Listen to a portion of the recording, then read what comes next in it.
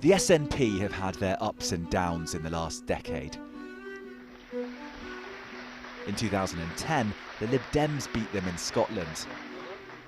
And then after losing the independence referendum, an astonishing result in 2015, getting 1.5 million votes, almost wiping out Labour. And then back to 1 million votes in 2017, leaving the door open to the Tories, who had their best result in years. Things, though, have changed. The SNP are the strongest they've been for years. They're riding high in the polls. One survey put the independence cause on 50% this week, and their strong anti-Brexit message, well, that chimes well with an electorate that voted nearly 2/3 to remain. That strength explains Nicola Sturgeon's bullishness today, demanding an independence referendum next year. The process by which we choose Scotland's future must be capable of actually achieving independence. It must allow majority support to be expressed clearly and unambiguously.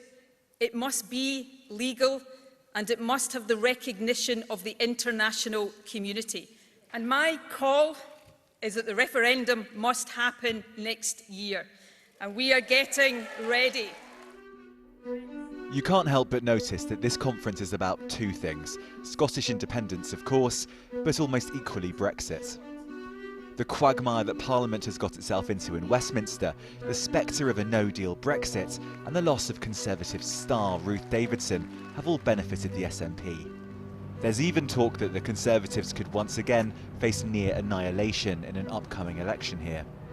The Conservatives turned the northeast of Scotland blue in 2017. And one of those casualties was SNP former Westminster leader Angus Robertson.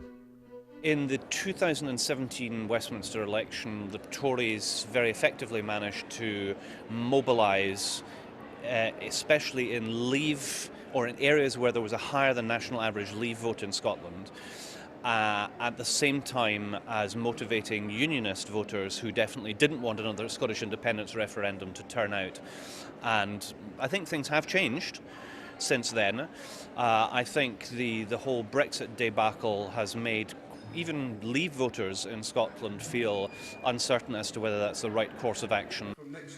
Certainly the polling on a no deal is pretty clear.